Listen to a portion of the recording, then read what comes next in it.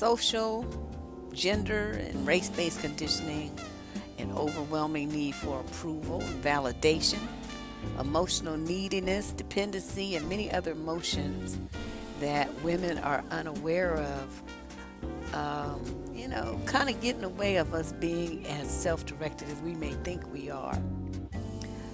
These needs that you have as a woman, if you don't take the time to examine them and check yourself sometimes, it's going to make you a sitting duck in the dating world. And you'll be very susceptible to influences by the manipulators that we're talking about in this series. Today, I'm going to look at these cult-like mind control and brainwashing techniques that men use to get what they want out of women. Now, you may think, what is she talking about? This is some George Orwell 1984 science fiction shit. That is not true. I mean, the languages and the behavioral modification techniques that I'm going to talk about are being widely publicized by the pickup artist industry. I mean, they do these seminars all around the world where they teach loser dudes how to use these techniques to manipulate women into sex with them. Women who would normally not give them the time of day.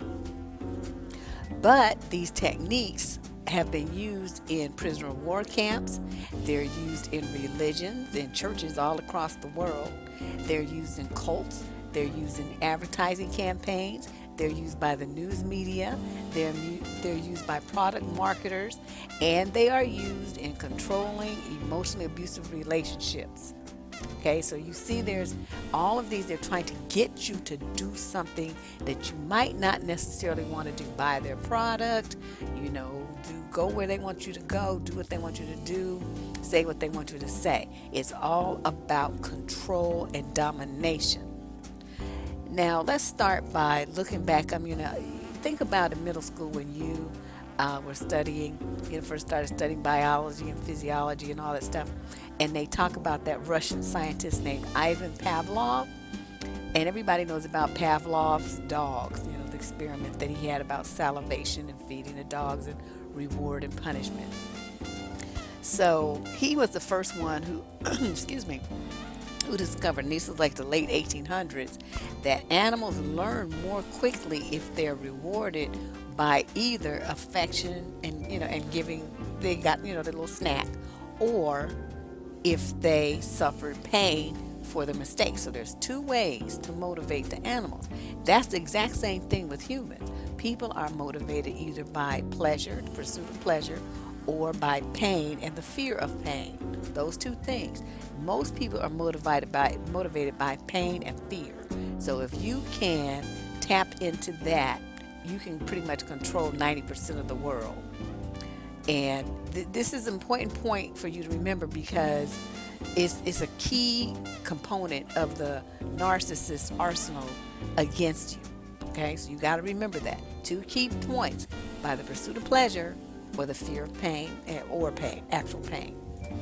Okay, now what interrogators discovered though is that you can't be too consistent with the rewards or with the punishment. So the best results came by using reward and punishment indiscriminately. The key though was to find out which way, which one of those two belief systems the prisoners followed. Were they the pain kind or the pleasure kind? And then they would adjust their brainwashing techniques accordingly.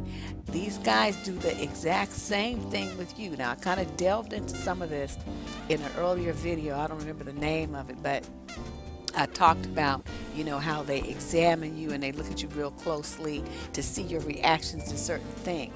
I'm going to kind of go into that in a little more depth. So let's talk about some of the double talk that they use and how they use language to control you. These guys, I swear, I really do think that they practice this stuff. They practice their spiel. They spit their game. That's what they used to call it. I don't know what they call it these days. I think they actually practice this stuff so that when they actually meet a woman, it comes off smooth. It's just, it's very practiced. It's very precise. They know exactly what they're going to say, and they're looking for a certain reaction from you. And they'll say crazy stuff. And this is a quote from George Orwell's book, 1984. Now, keep in mind, this book was published in 1949, and 95% of what the man wrote has already come to pass like a long time ago. So if you haven't read it yet, I suggest you read it. But here's what something he had in there talking about a dictatorship and how they got control of the populace. He called this guy the Ministry of Truth. Peace is war and war is peace. Democracy is tyranny and freedom is slavery. Ignorance is strength. Virtue is vice and truth is a lie. Okay, so you see all that stuff said with passion. It doesn't remind you of Donald Trump. It's a bunch of bullshit. It doesn't mean anything sensible. But because it's said with passion and conviction, people buy into it and they go with the words that you said and they start repeating it mindlessly. They don't even think about what they're saying. And so, as we all know, niggas are real good at that. They are good at saying stuff that sounds good, but it don't mean shit. And the term Neuro-linguistic programming was coined in the 70s. But, black men who've been using this game since I don't even know when, because I know my father never heard of NLP. And he had hipped me and my brothers to this game way before that. So I just think it's really interesting when white folks get a hold of something and they put a name to it, then suddenly that's what it's called, when black people have been doing it since forever. So anyway, these two California dudes, one of them was a stoner hippie at UC Santa Cruz, and the other one was a professor at UC Santa Cruz who had worked in the U.S. Special Forces and in the intelligence community. So these two fools get together and they think, okay, well, it's going to be a great idea for us to come up with a language that we can use to psychologically program humans, because programming computers is boring. So that's what they came up with, NLP. So what this is a kind of a branch off of hypnotherapy. And classic hypnosis, depends on techniques that they put you into a trance. Some people lose consciousness. They have to snap and wake you up or ring a bell or all this kind of stuff. But NLP is a much softer technique, but you use words and you kind of infuse your words with subtle meanings. And I'm going to give you some examples later. So what's happening is you're being programmed, you're being mind controlled, and you don't even know what the fuck is happening. It's very, very tricky. It's nasty, dirty, and disgusting stuff. But you guys need to know what's happening and what these guys are up to out here so you can protect yourself, because this is happening. It's happening every single day. Every time you talk to some dude and he does the things that I'm going to lay out for you, you know that he's using NLP on you, and you've got to recognize the game and put your psychic shield up, or just get away from him altogether. So this is how it works. Okay, they first meet you, right? They pay very, very close attention to you, like I said before. You kind of have this feeling like you're a bug under a microscope. You start thinking, oh, he's so fascinated. He's really into me. He just really likes me. But what he's actually doing is studying you. He's looking for cues about how you think and what effect their words are having on you. They're watching for cues, like I was explaining, like you do if you're playing a game of poker. You look for tells. These guys be looking for, if they say certain things, how you move your eyes, if your skin flushes or you blush. If your pupils dilate, if your breathing changes, if you start moving a certain way or get a tick, bite your lip, all kind of cues they're looking for to see what effect their words are having on you. And someone really skilled at this, which most of the brothers are, they're really skilled at this game. They can watch you intently for just a few minutes talking to you like that. Oh, and I forgot the main thing. They'll be staring you dead in your eyes. That's the thing. They really want to stare you in your eyes. Break contact. Put your sunglasses on. Look out the window. Do whatever you need to do. Do not let them stare at in your eyes. That's not a good. That's foolish. Okay, so anyway, like these guys they're going to be watching you, right? And just in a few minutes, if he's got this skill set, he's going to be able to tell a whole bunch of things about you, like what side of your brain you use to process different kinds of information. If you don't know about the right and left brain issues, look it up on Google. There's too much for me to talk about in this video, so I'm just going to skip over that. You can look that up yourself. They're going to try to figure out what your dominant sense is. Are you visual? Are you auditory? Are you feelings oriented? What is, your primary dominant sense that you use to process information? So they're going to look that up. They're going to, kind of figure that out. They're going to look and see how your brain stores and utilizes information. This is done by looking at your eye movements. That's why I say don't let them stare you in your eyes like that. And they'll also be able to tell when you're lying, or at least not telling the whole story. Now, a lot of dudes don't have the skill set. They might be able to tell part of it, but if you're up against a really, really skilled player type dude, he's going to be able to get all that information and a lot more in probably about 5 minutes of talking to you, okay? So now that he's got this information, right, what does he do with it? This is when you slide down into the world of trouble, because now he's going to start mimicking you. If you're sitting there with your legs crossed a certain way, he's going to sit there with his legs crossed. If you have your hands folded in front of you, he's going to fold his. If you're leaning in, he's going to lean in. If you're leaning back, he's going to lean back. If you're facing to the right, he's going to face to the right. He's mirroring your behavior and your movement. Not only is he going to mirror your body language, he's going to mirror your speech patterns, your other mannerisms, and your word choices. So he's going to start using the words back at you that you have used, which will primarily be reflective of your senses. So, for example, like say somebody is a visual person, your words are going to be full of things like, you see what I'm saying, or look at it this way, or I see things like this. See what I mean? Your words are visual. He's going to pick up on that, and he's going to use that back at you. If you're primarily an auditory person, he's going to be like, oh, I hear you. Yeah, that sounds good. You see what I mean? The words have to do with sound. They have to do with hearing. Hear me out. I'm listening to you. I hear you. That kind of stuff. They're going to use auditory words. So by mirroring your language, they're able to fake these social cues that will get you to a state of openness and a state of relaxation, and to a state where you trust this person. You're now susceptible to whatever the bullshit is that he's about to throw down, because he's establishing what they call rapport. Now, rapport in itself is not bad. Rapport is bad when the person who is establishing rapport with you has an ulterior motive, and the motive is to destroy you. So, you're letting your guard down, and you feel like they're like you. You guys have something in common, and you can trust them. So you start spilling your guts, right? You start talking about your dreams and your goals and your childhood and your innermost thoughts. And he's sitting there staring at you. And you're thinking, oh, he's so fascinated with my words. That's not fascination. That motherfucker is studying you like you on a lab slide under a microscope, like you an amoeba or something. That's how hard he's looking at you. And he's assessing you.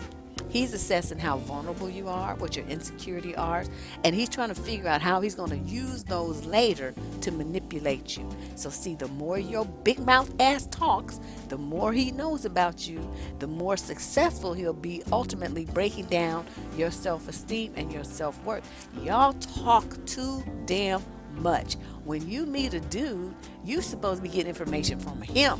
You are not supposed to be talking about yourself and telling these niggas you don't even know all this personal information about you. I've had women tell me, dudes will ask you how much money you make. They want to know where you work. They want to know how much bills you have, what kind of investments and savings you have. And women, I have an article about this up on the Surviving Dating blog called Are Black Women Stupid? Because these sisters like, well, I'm going to tell him if he asks, you're dumb. You don't tell anybody that. Your own mother doesn't even need to know that. What is wrong with you? That's your business. Keep it to yourself. So anyway, here these guys do, right? So they're like an alien, like pretending to be human. So they're getting you to drop your guard, and you're getting this state of openness and relaxation, and they're gonna try to lead you now with questions, with touch, and a whole slew of other techniques to steer you where it is they want you to go. Now, keep in mind, these techniques only work if you don't know what's happening. See, that's the main trick. If you don't know what's happening, then they work. If you do, then you're able to, get your mind in gear and shut them down, or walk away from the situation and just put them in the category of bullshit ass nigger, and then you don't really, this doesn't really affect you. That's why I'm doing this video series, because I want you to have these tools to recognize this stuff. Okay? The most important technique that they use is called I call it the 1-2 punch. They elicit and then they anchor. Now, eliciting is basically, what that means is that they use words to create an emotional state in you. And if you recall, this is the theme of this entire series: how men get control of your emotions and manipulate with them. So by using stories, that's like tends to be the most effective mean, because they can tell a story, they can get you laughing, they can get in your feelings to feel sadness and pity and whatever, empathy, whatever. So by doing a story, most people like stories. I mean, because they're entertaining, and it's something that you can just listen to.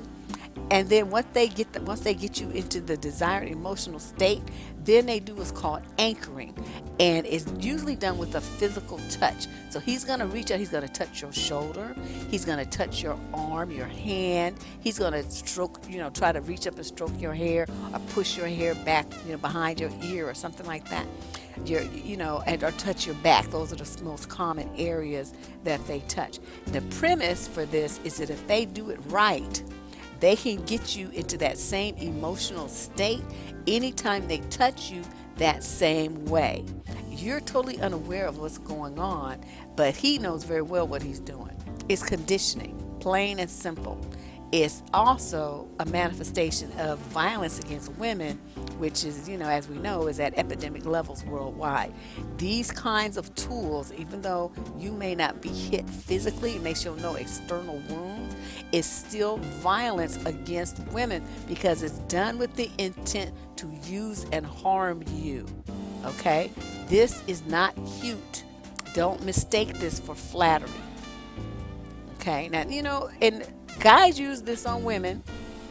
Cults use these techniques, and so do churches. Okay? Churches which are full of women getting mind controlled on the daily. Now let's talk about some of these techniques that they use. There's a big one called conversational hypnosis. Now, every time, most of the hypnosis, you're falling into a sleep. The count of 3, you're gonna be a frog and bark like a dog or something. No, it's not like that.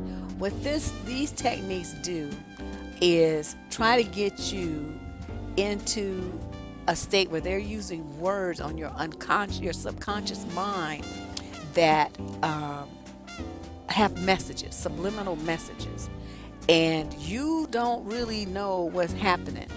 Well, let me just give you some examples. Okay, now say that you want a message, you're a dude, right, and you in this bar, you meet this girl, and you want to figure out, you got to get her into the state of mind where she's receptive to your shit, so you can, go home with her tonight. So you have to decide what it is, what's the message that you want to get into her unconscious mind, right? So you choose the phrase, feel really good, let yourself relax, take it home, like what you see. So we're going to use those 4. I wrote this down because I was like, well, I want to make sure I remember when I start doing the video. So I wrote this part down. So now you want to think of a context where you can talk about that and it sounds normal, right? You don't want to just, start talking and use these words in some kind of way that doesn't make any sense. You want to make it sound like it's part of the conversation. So say you feel really good, let yourself relax, take it home, like what you see.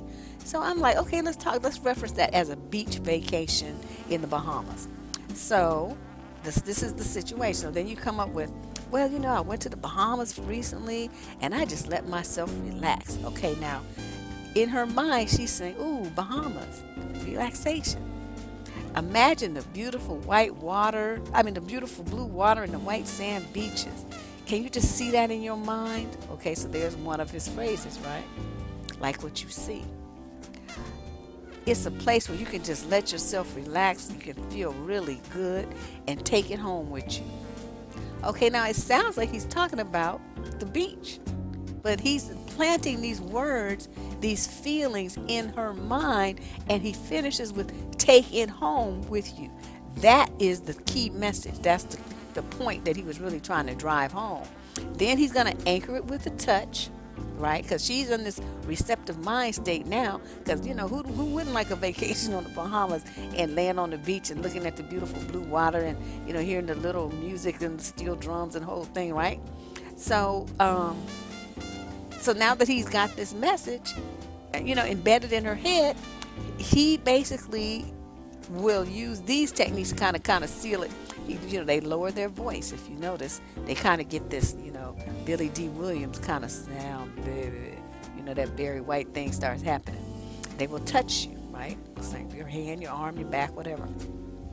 And I've watched these guys do this, right, at different bars and stuff, and they'll kind of, raise their eyebrows, right, kind of like, ding, kind of wiggle their eyebrows, right, for emphasis. Or they move their head to one side like dogs do, so that they look coy and cute and non-threatening. And, not only does the voice lower, the speed of the talking slows down. They change the cadence of their word to about 60 beats per minute.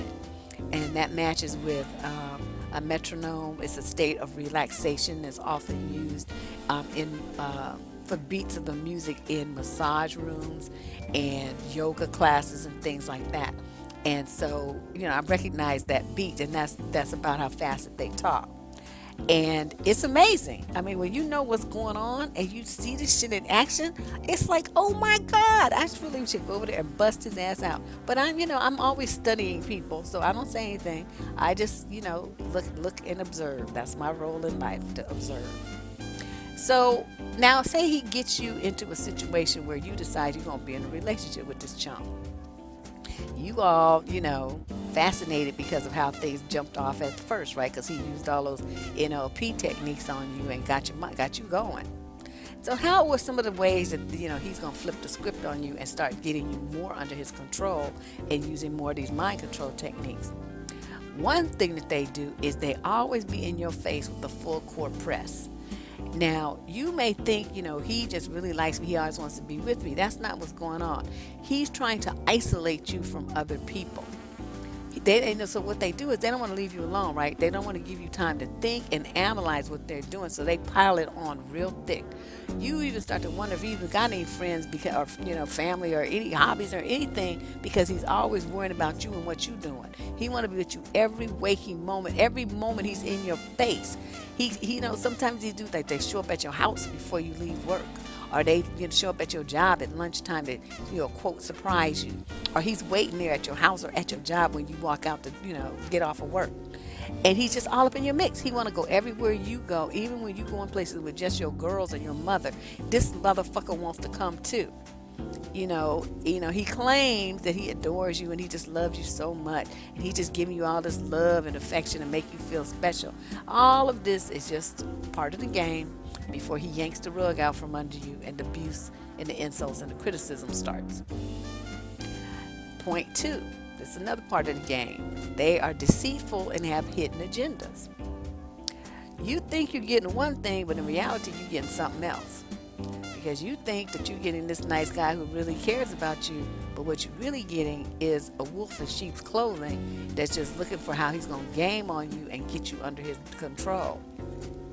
You may notice that he decides everything. This is a classic example where they come off looking like a nice guy, right? This is the deceit and the hidden agenda part.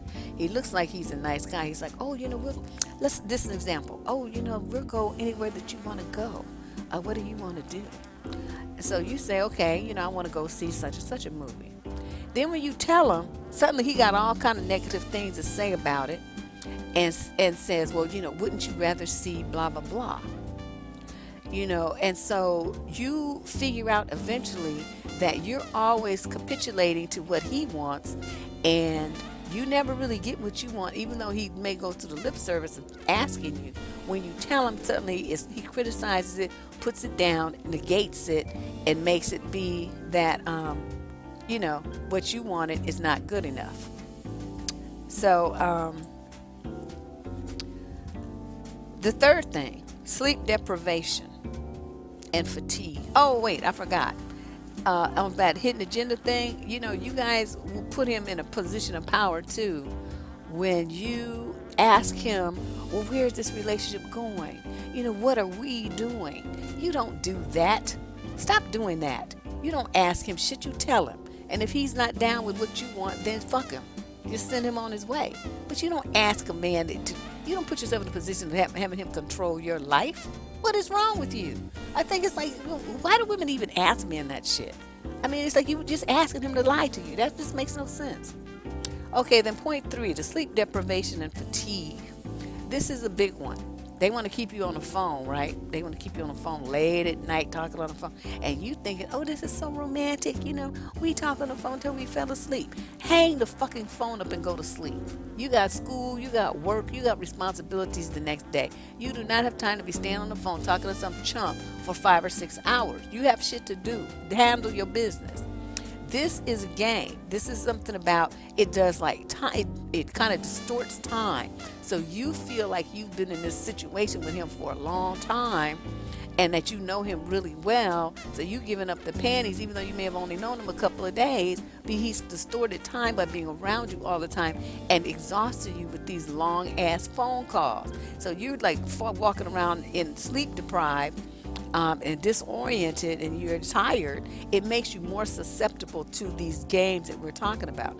You're more susceptible to hypnosis, you're more susceptible to mind control, and you're more susceptible to whatever bullshit he's gonna say because you're so exhausted, your defenses are down. Okay? There's another one called the operant conditioning game. This one is basically to get you to obey him. It causes age regression. It's especially dangerous for women who grew up without a father. You are very susceptible to this daddy-like control thing where he tells you what to do. So he's going to give you like all this flattery and attention and gifts and whatever. But basically, he does that to reward when you do things the way that he wants you to do them. So it's conditioning. And then when you don't do what he wants you to do it, you get punished, you get scolded like a child. And then he rewards you if you do what he wants you to do. So of course most people like the rewards, so you start to do more and more of what he wants the way he wants you to do it. That's called operant conditioning. He will refuse to answer questions or accept criticism. This is a big one for black men. They don't want to take responsibility for anything. You can't ask them no question. You can, because if you do, then they change the subject or they answer you in riddles that don't really mean anything. Like you have some words to go away with, but you still don't have an answer to your question. Not, you don't know what he's talking about. Or he just ignored you completely and, just like you haven't said anything.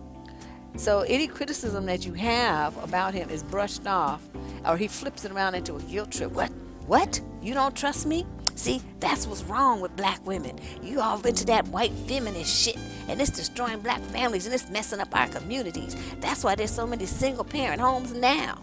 So see, you're like, I can't deal with this. So you just stop asking him questions. You stop criticizing. You don't want to hear his mouth. That's what he's doing. That's why he's doing it. That's his goal. He doesn't want you answering questions. He doesn't want you criticizing. The pimp words, they use what I call pimp language.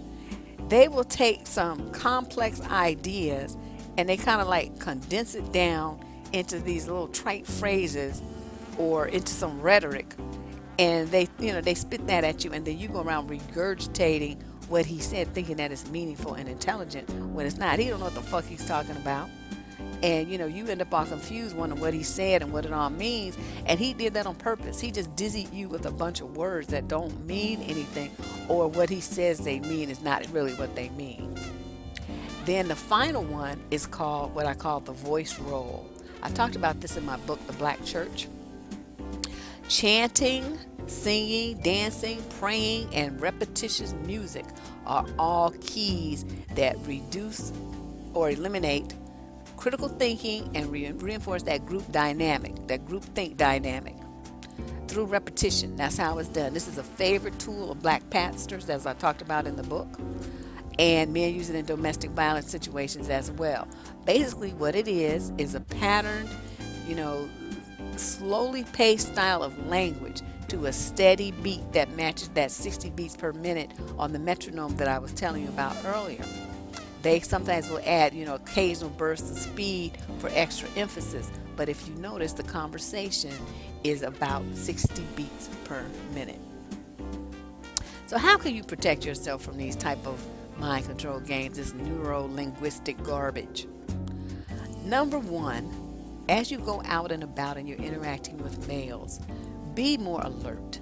Be more aware of people that are copying your body language, your posture, your word choices, and your expressions.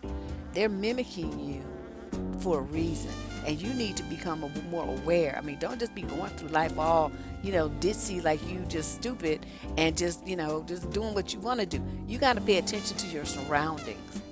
And, more people need to do that, more women especially, because you can peek out some bullshit that might very well save your life.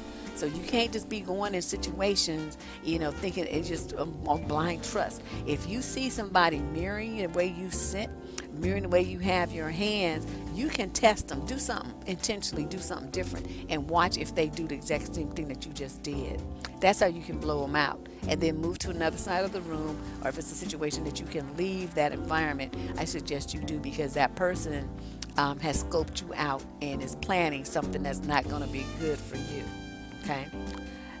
Number two, if you're talking to them and you notice that they're staring you in your eyes, like I talked about, they're just like zoning in on your eyes real tight, just move your eyes around. Just, random patterns, just, for no reason. Just look up to the left, look down to the right, just up to the left, just move around, your eyes out, look out the window, look up at the ceiling, look next to the left, look at the person over there, and then when he's answering you these questions, make a conscious effort to look everywhere else and do what I'm just telling you with your eyes. He won't be able to get a read on you, and it will just mess his game all up, which is what we want.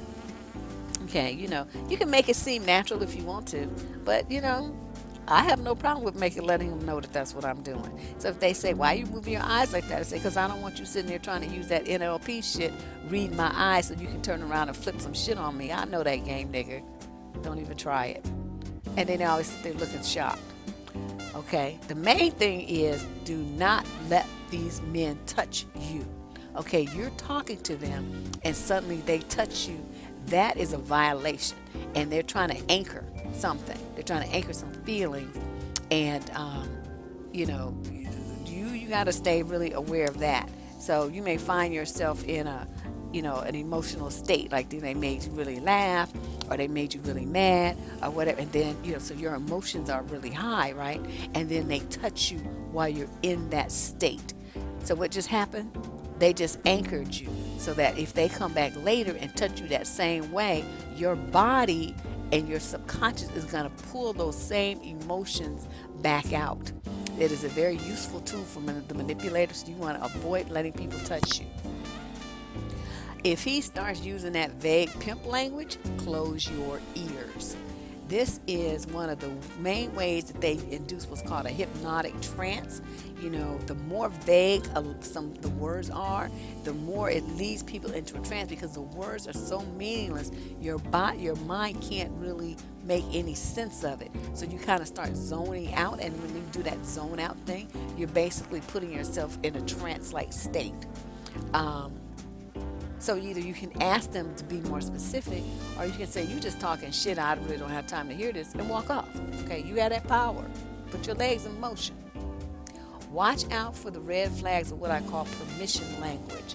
So, salesmen use this a lot. Oh, feel free to take this car for a test drive.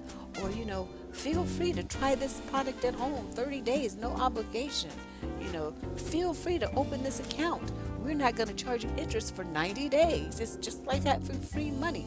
Okay, watch for that, because they'll use it not only in sales, but they'll use it in situations where they want to seduce you. Oh, feel free to relax. Oh, you can have whatever you want. Watch for that. Watch for nigga bullshit words and nonsense phrases. They start using a whole bunch of gibberish words, and they're not really saying anything. You can, like I said, you can say, be more specific, or you can just walk off. Watch for being tired.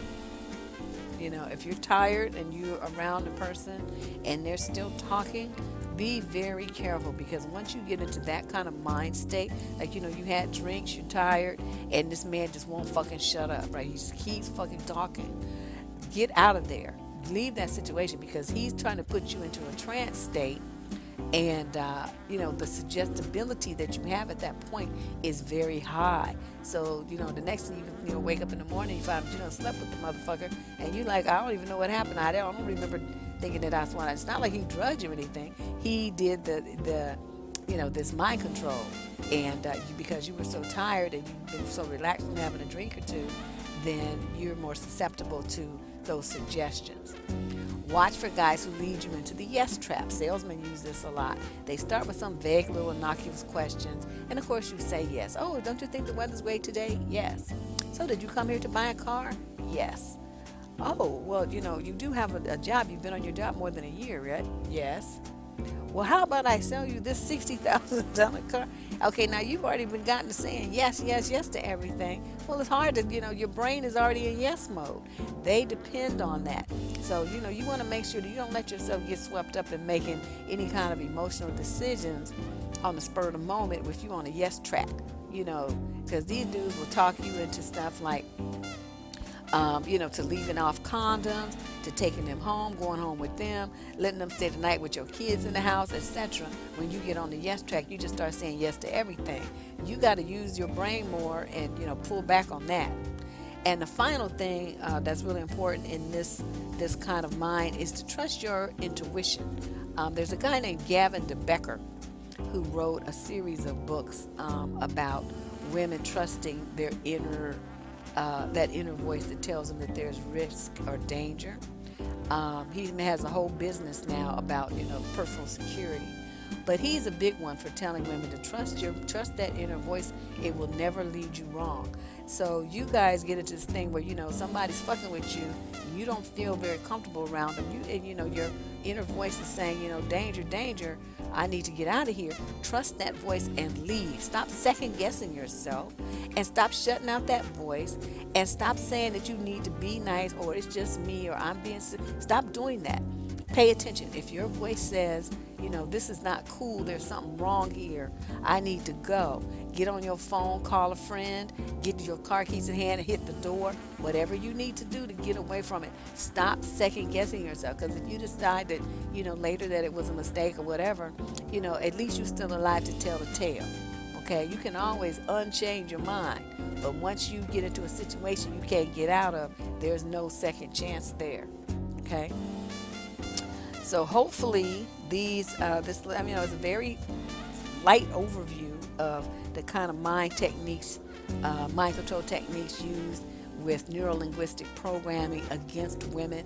Like I said, it's very popular now. These pickup artist dudes have popularized it, and they have these seminars they do all over the world for thousands of dollars teaching guys how to do this. There's websites where they teach guys how to do this.